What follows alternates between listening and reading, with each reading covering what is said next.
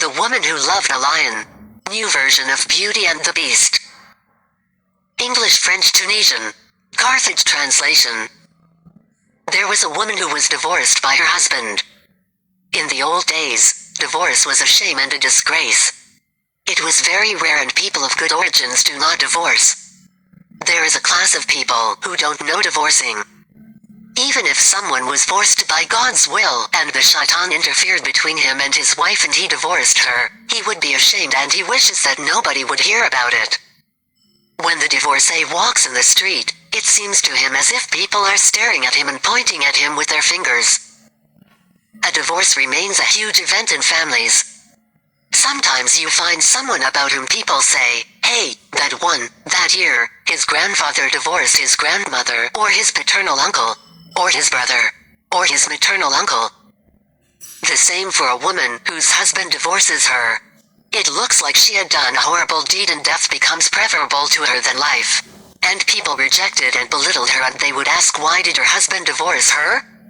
The woman who was divorced by her husband, as we said, is called Jabra.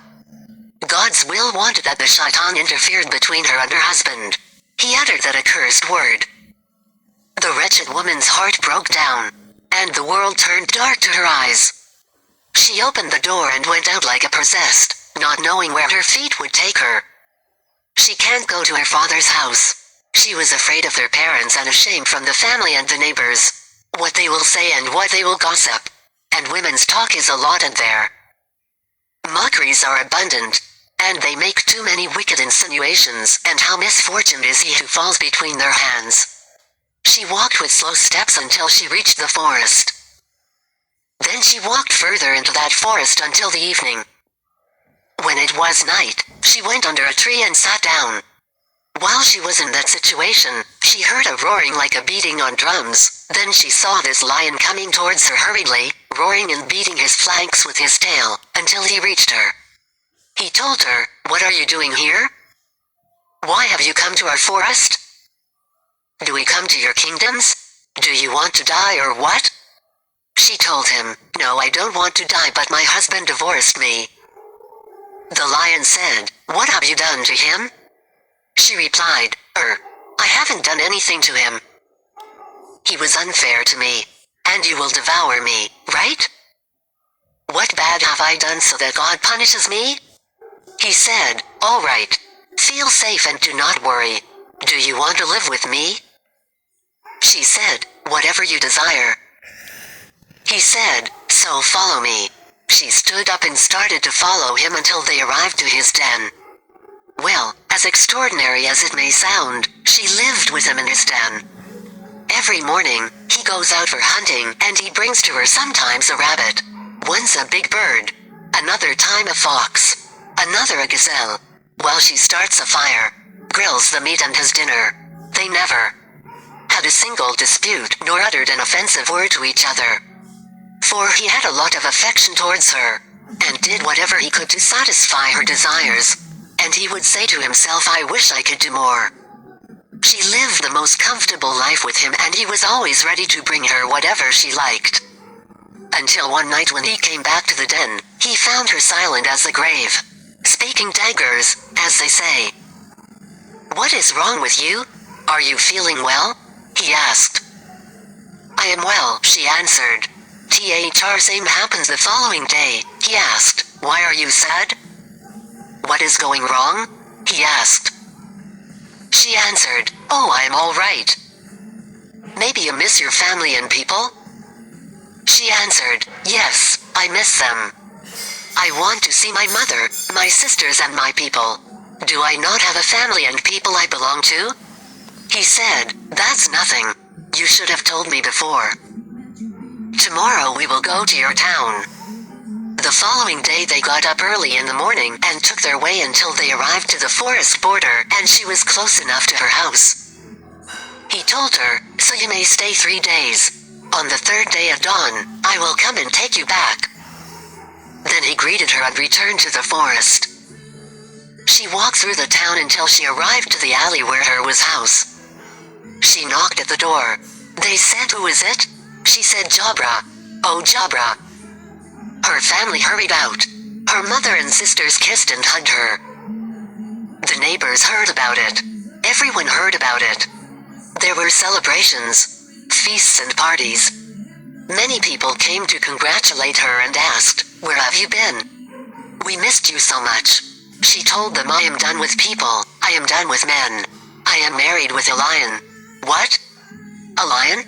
People exclaimed. She said, "Well, I live with a lion, a real lion." Then she began to describe her husband the lion and brag about him in the manner of women when they boast of their husbands. His strength, his courage, his dexterity, and the good things he brings home. How all the animals fear him, and how all humans fear him, and how she lives with him in sheer happiness. He is always at her service. She told how he never stays late at night, how he never strolls around with friends for fun as men do, that he is dedicated to work, and that he gives her everything that she likes. The women were fascinated by Jabra's extraordinary story. One woman said, "I wish I had married a lion.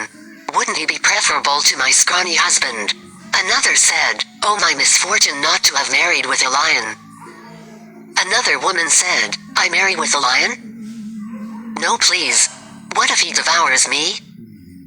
The celebrations lasted until the last night, when she had to leave for the forest with the lion, who was supposed to come and take her in the earliest morning.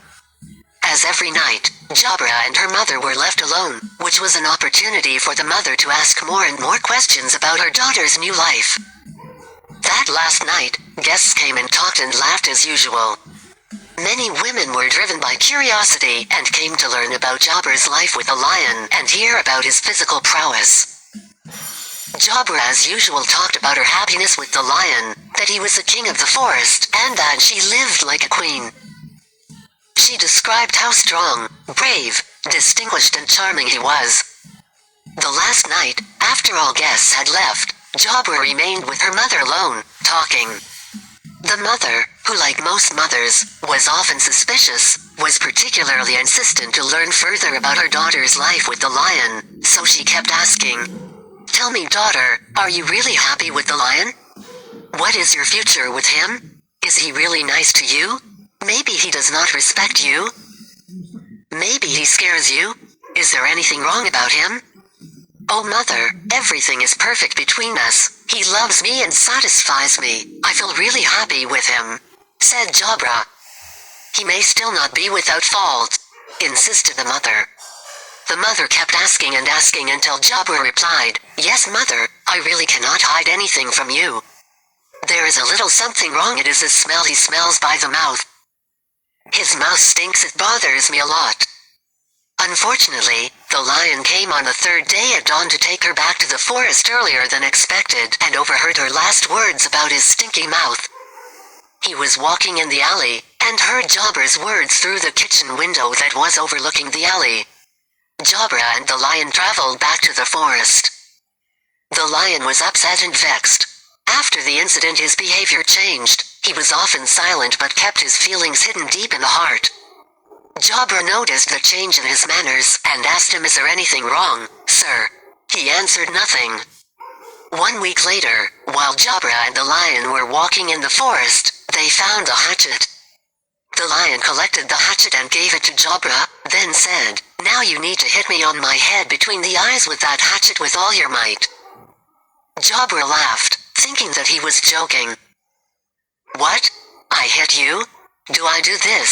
Is it possible? Since I'm asking, it must be done." In disarray, Jabra replied, "That is impossible. I do not feel able to hurt you. I can't hit my beloved husband with a feather, let alone a hatchet." Suddenly, the lion's eyes turned red with rage, and he shouted louder, or rather roared, "I told you to hit me with that hatchet. Do as I command immediately, or I will tear your head away from your body."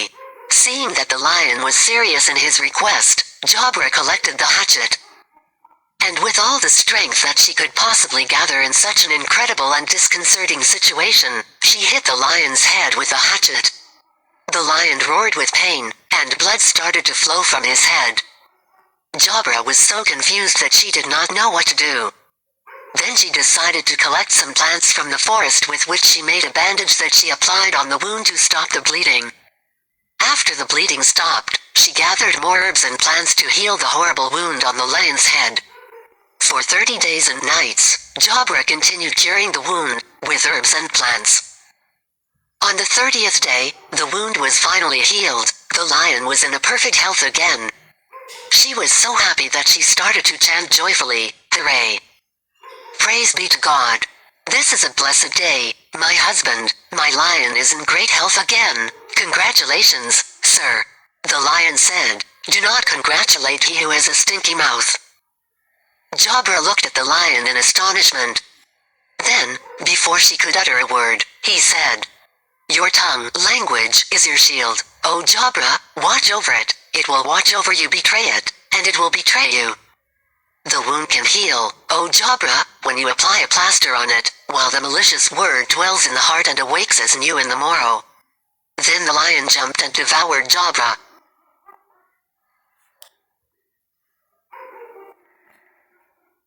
Comma. Exclamation mark.